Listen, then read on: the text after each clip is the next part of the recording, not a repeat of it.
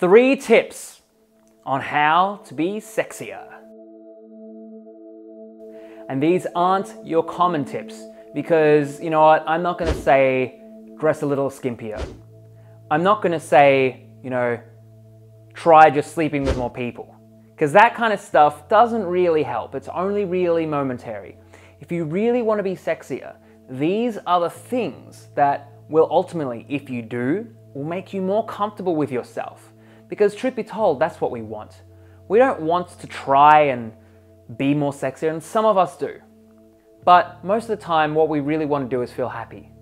What we really want to do is feel content with who we are. What we really want to do is maybe develop a higher sense of self-esteem. So these are the things that when you do and you get comfortable with them, you will not only become sexier, but you'll also, you know, just kind of be happier with who you are. And that's the whole thing. Basically, you know, think of yourself as a tree. Now, when a tree grows, right, naturally a tree will always reach its highest potential. And that's what I believe about humans, that it will always grow. But sometimes worry is that thing that slows us down.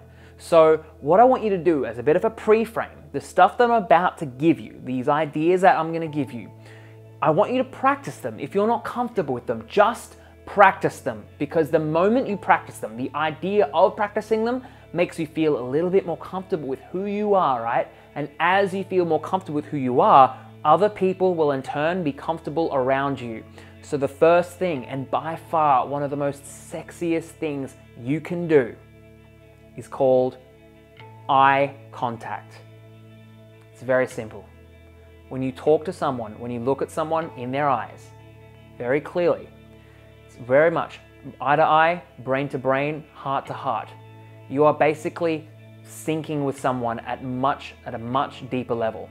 And their feelings, their emotions, they are much more heavily received. Now, eye contact is also one of those things that's very sexy, because guess what? Eyes are one of the most attractive things about someone.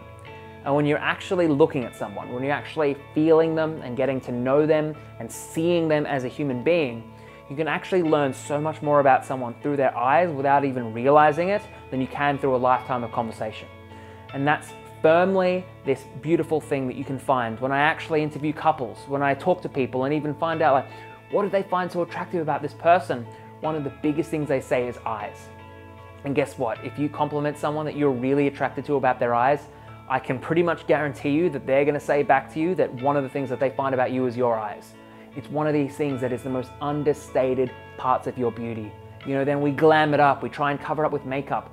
I'm not talking about the shape, I'm talking about your actual eyes. There is the beauty, the sparkle in your soul, in your brain, in your mind that comes through your eyes. That, you know, these cover-ups that we have are just ornamentation. They're like a frame on a beautiful painting. The frame can be as beautiful as it can be, but the painting itself is you, and that comes through your eyes. Now, the second thing I want to share is literally just to be comfortable with your sense of humor.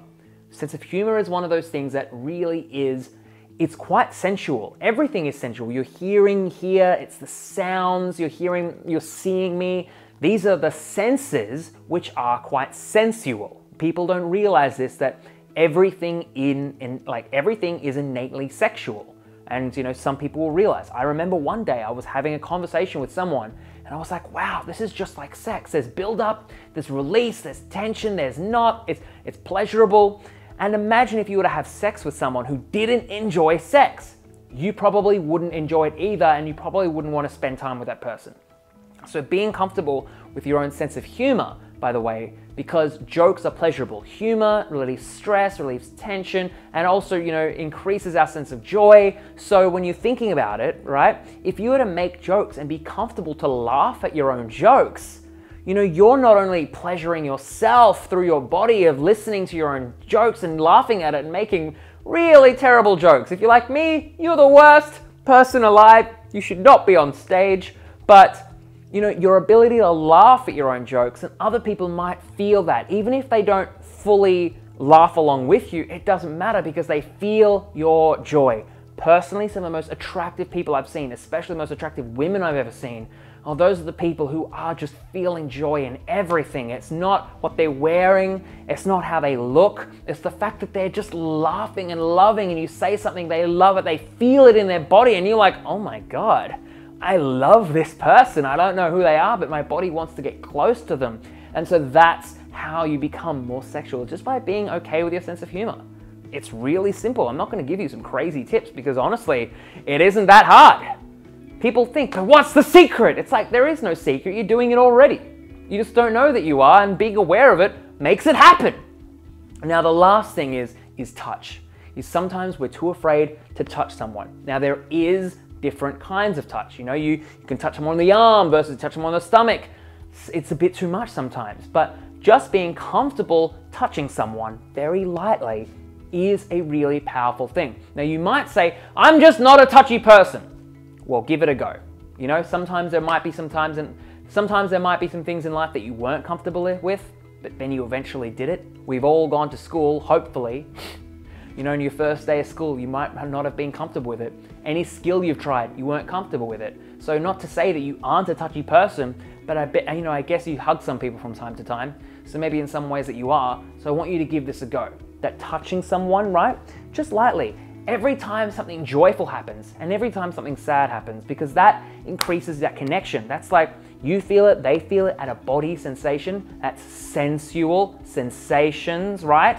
And also, here's the thing, right? If you've ever wanted to kiss someone and you haven't touched them, my God, it's like a shotgun to the face because you're trying to go from 0 to 100 and that shit does not work.